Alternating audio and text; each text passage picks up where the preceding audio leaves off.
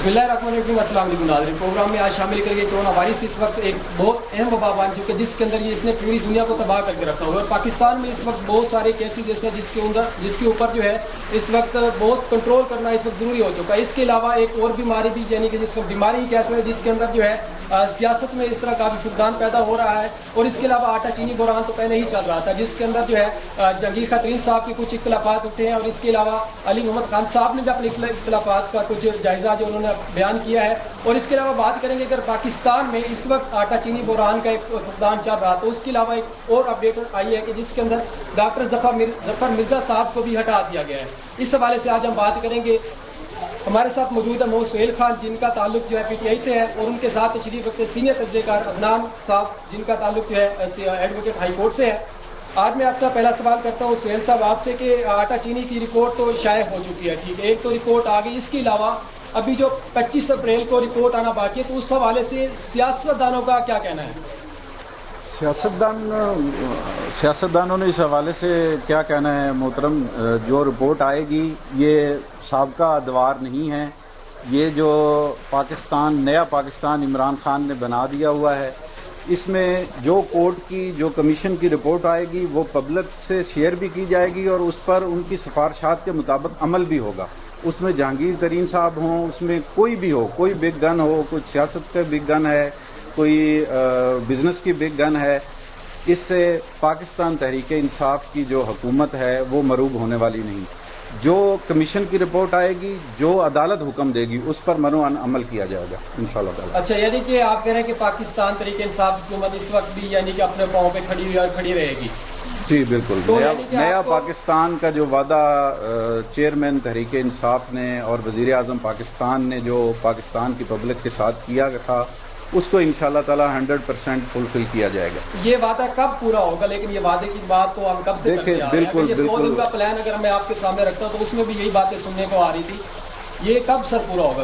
आप दुरुस्त कह रहे हैं। देखें, कौमों की ज़िंदगियों में साल 2 साल कोई हैसियत नहीं रखते। बिल्कुल ऐसे ही इमरान खान बात कर रहा है हमें एक कौम बनाने की। पाकिस्तान तब स्टैंड करेगा, पाकिस्तान उस वक्त तरक्की करेगा जब हम एक कौम बनकर उभरेंगे। और कौमों के लिए 100 150 साल कौमों की ज़िंदगी में कोई हैसियत नहीं रखते। अभी आप ज़रा तहम्मुल का मुज़ाहरा करें, हमारी जो पब्लिक है वो भी तहम्मुल का मुज़ाहरा करे। हमें देखना है कि इमरान खान ने आपके मुताबिक कितना तहम्मुल, वैसे कितना कुछ आप दे देंगे? इंशाल्लाह ताला बहुत जल्द आप देखेंगे कि नया पाकिस्तान बनकर सामने आएगा और हम एक बेहतर कौम बनकर सामने आएंगे इंशाल्लाह ताला। जी बिल्कुल, बहुत ऐसे है। लेकिन अगर कोरोना वायरस की बात है तो इसके ऊपर भी हम सब्र और तहम्मुल का मुज़ाहरा कर सकते हैं। इस जो कोरोना के हवाले से तो हम सब्र और एहतियात के अलावा कुछ भी नहीं कर सकते। आप देखें कि पूरी दुनिया ने क्या किया है उस पर। इसका कोई इलाज नहीं है, इसका इलाज एहतियात ही है। हमने खुद को महदूद करके अपने वसाइल को मद्देनज़र रखते हुए हमने इसके साथ जंग करनी है और इसके एहतियाती तदाबीर इख्तियार करनी है। यहाँ पर तो सिर्फ एहतियात ही हमारे मलहूज़ ख़ातर है। तो सर आपको क्या लगता है कि जो एक दफ़ा 144 लगाया गया था, जब ये तकसीम हो रही होती है, अक्सर आपने देखा कि मुल्तान में भी एक डेथ हो चुकी है वुमेन की, तो वहाँ पे एक समाजी फासला जो है वो लोगों ने बरकरार नहीं रखा जा रहा। क्या ये तरीका सही है जो ये दिया जा रहा है पैसे? देखिए पूरे सर जो अवाम है, गरीब अवाम है, एक तो ये पैसे ज़ाहिर है कि गरीब अवाम के ही हक में आते हैं। जब इस तरह की अवाम पैसे लेने आ रही है तो उनको एक चीज़ का नहीं पता, क्योंकि गरीब अवाम है, उनको एक एहतियाती तदबीर होती है। इसके अलावा और भी काफ़ी सारे तरीके हैं जिनके ऊपर चलना पड़ता है। हमें ज़ाहिर बीमारी है कोरोना, तो उन्होंने मुझे नहीं देखने में आता कि उनको जब तक बताया नहीं जाए तो वो इस चीज़ के ऊपर अमल करते हैं। तो वो लोग तो आएंगे, उन्होंने तो बंदर करनी है। किसी एक जगह पे ऐसा अगर हुआ है तो उसको हम मिसाल बना के सारे सिस्टम को गलत नहीं कह सकते। पूरे पंजाब में, पूरे पाकिस्तान में ये सारे पैसों की तकसीम हुई है और किसी जगह पे भी ऐसा नहीं हुआ। वहाँ के जो मकामी इंतज़ामिया से वो डिसमैनेज हुआ वहाँ पे मुल्तान में इशू। लेकिन आप ओवरऑल देखें कि पूरे पंजाब में और पूरे पाकिस्तान में कितने सेंटर्स बने हुए थे, सैकड़ों से भी ज़्यादा थे। उनमें आप देखें कि वहाँ पर क्या एक चीज़ को उठाकर तो उसको एक हाइप क्रिएट कर दी जाए और ये कहा जाए कि ये सारी एहतियाती तदाबीर इख्तियार नहीं की गई, तो ये दुरुस्त नहीं है।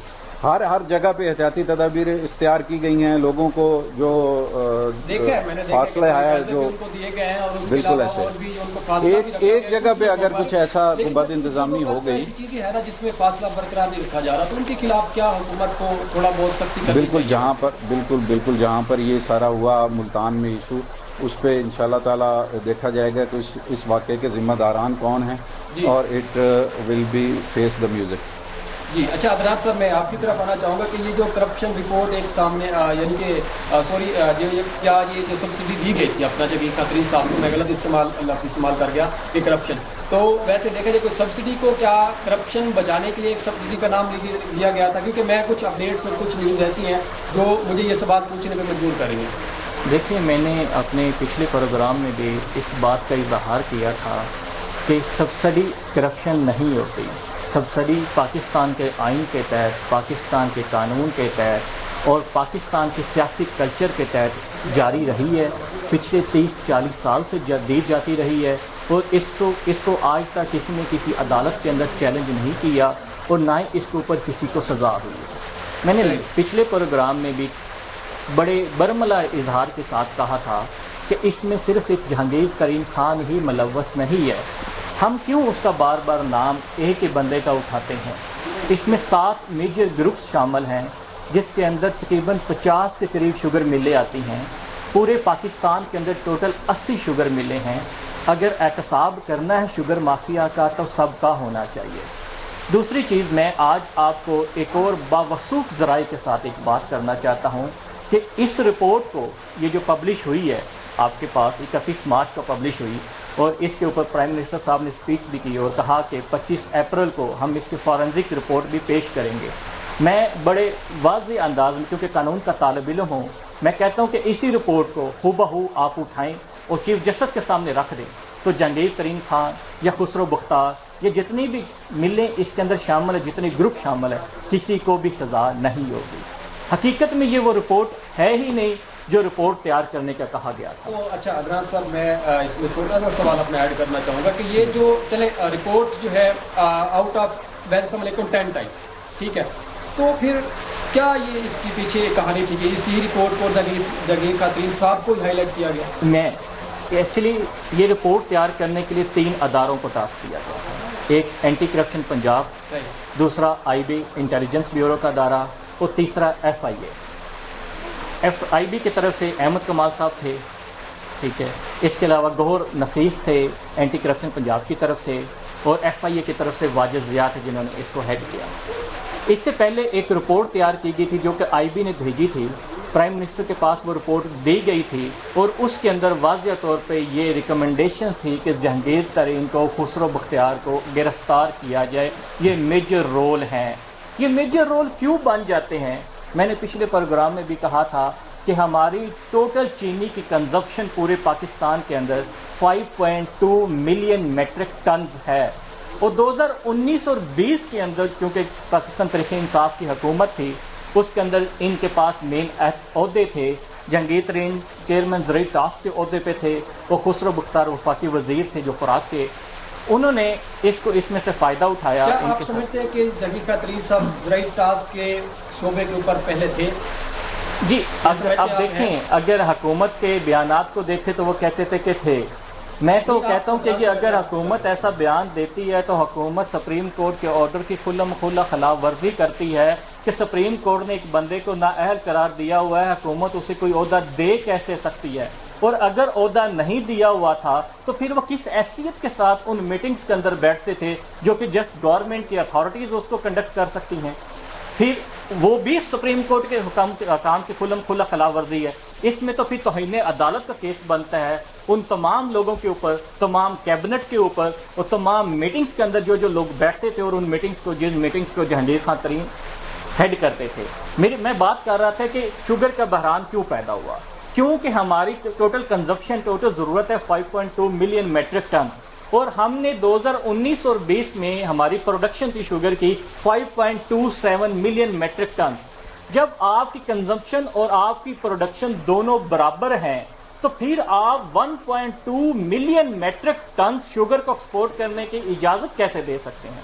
اب یہ اجازت دی ہے ECC نے، یہ اجازت دی ہے کیبنٹ نے، یہ اجازت دی ہے پنجاب کی کیبنٹ نے، اور کیبنٹ کو ہیڈ کرتے ہیں پرائم منسٹر صاحب۔ جب آپ 5.27 پروڈیوس کر رہے ہیں، یعنی جس کا نام آپ کچھ بھی کہہ سکتے ہیں، شوگر مافیا کہہ لیں، ٹھیک ہے، آٹا بحران مافیا کہہ لیں، یا کوئی اور مافیا، پریشر مافیا کہہ لیں، انہوں نے سٹور کیا، حکومت سے بھی سبسڈی لے لی، ٹیکس معاف کروا لیے، اور ایکسپورٹ کے نام پہ چینی اپنے پاس سٹور کر کے اس کا شارٹ فال پیدا کر کے اس کو بعد میں عوام کو مہنگے پرائس میں بیچا، بلیک میں بیچا، جو کہ سراسر عوام کے ساتھ ناانصافی اور کرپشن کے زمرے میں پھر آتی ہے۔ اسے کرپشن کے زمرے میں لایا جا سکتا ہے۔ جی اچھا سہیل خان صاحب، میں آپ سے یہ ترین چاہوں گا کہ جو جہانگیر خان ترین صاحب ہیں ان کو ہی ہائی لائٹ کیوں کیا گیا اس چیز کے اوپر؟ کیونکہ اس میں کافی سارے لوگ اور بھی ہیں جن کی ابھی رپورٹ شائع ہونی ہے 25 اپریل تک، فرانسک جب آئے گا تو ان کی رپورٹ شائع ہوگی، لیکن اس سے پہلے چاہے یہ رپورٹ کسی طریقے سے شائع کروائی گئی یا چاہے ہوئی ہے، کیونکہ کچھ سننے میں آ رہا ہے کہ اس کو لیک کرایا گیا ہے، ٹھیک ہے، اور کچھ کہتے ہیں کہ اس کو اپنی طرف سے ہی اس کو کرایا گیا ہے، یعنی کہ اس کا آرڈر دیا گیا اس کا باقاعدہ، تو کیا اس کے اوپر آپ کو کیا لگتا ہے؟ نہیں، میں پہلے گزارش کر چکا ہوں کہ جہانگیر ترین صاحب کا نام اس لیے زیادہ میڈیا پر آ گیا کہ جہانگیر ترین صاحب حکومتی پارٹی سے بلونگ کرتے ہیں، حکومتی پارٹی کو، اور عمران خان صاحب کے قریبی دوست ہیں، اور عمران خان صاحب اس وقت وزیر اعظم پاکستان ہیں، اس وجہ سے ان کا نام میڈیا پر بھی اور پبلک میں بھی زیادہ بھی ہے دوست۔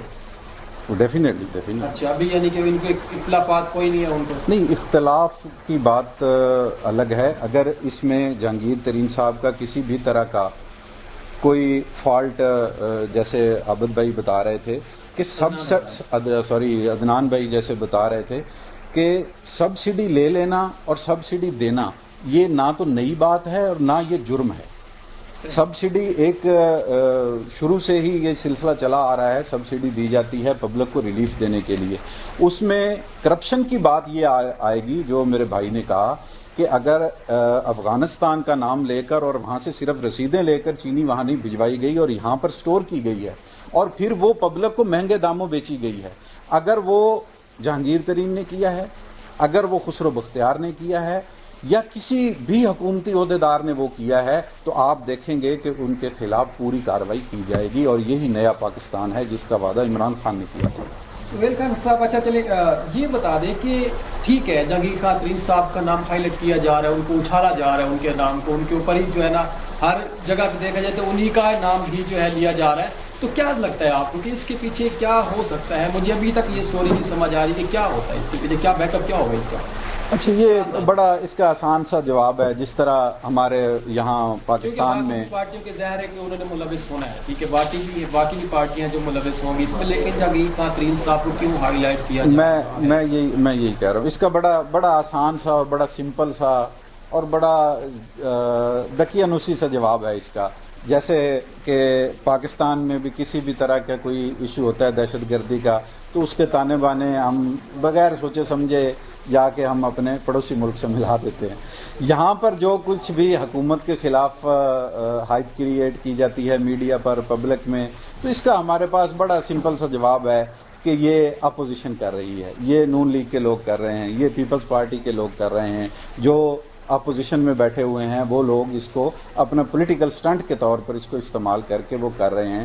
لیکن میں یہ کہوں گا کہ ہم نے ان ساری باتوں سے اوپر جا کر سوچنا ہے۔ آپ کی اسی ہی بات کا جواب جو ہے میں عدنان صاحب آپ سے یہ سوال یعنی کہ رکھنا چاہوں گا آپ کے آگے کہ جو اس وقت ڈاکٹر ظفر مرزا صاحب کو جو ہے ہٹا دیا گیا ہے جسٹس آف سپریم کورٹ کی جانب سے، چیف جسٹس کی جانب سے، کہ اس کو ہٹا دیا گیا، تو کیا اس کے اندر اس وقت حکومت آپ کو کیا لگتا ہے کہ کیا اقدامات کریں گے؟ سب سے میرے خیال ابھی ہٹایا نہیں گیا، سب سے پہلے آرڈر جاری کر دیے گئے ہیں۔ سب سے پہلے تو آپ کلیریفائی کر لیں کہ کوئی ایسا آرڈر جاری نہیں کیا۔ سپریم کورٹ نے آج چیف جسٹس گلزار صاحب نے اس بینچ کو ہیڈ کیا، 5 رکنی بینچ نے ایک کیس کی سماعت کی جو کہ از خود نوٹس تھا۔ Article 184 sub clause 3 of constitution of Pakistan کے تحت چیف جسٹس آف پاکستان کے پاس اختیار ہوتا ہے کہ وہ کسی بھی عوامی مسائل کے اوپر از خود نوٹس لے سکتے ہیں، اور آج کا از خود نوٹس لیا گیا تھا کرونا وبا کے اوپر، اور اس کو کم کرنے کے لیے یا اس کو کنٹرول کرنے کے لیے حکومت کیا کیا اقدامات کر رہی ہے۔ ٹھیک ہے عدنان صاحب، میں یہ آپ سے سوال بعد میں کرتا ہوں، ایک بریک، اس کے بعد پھر ملتے ہیں۔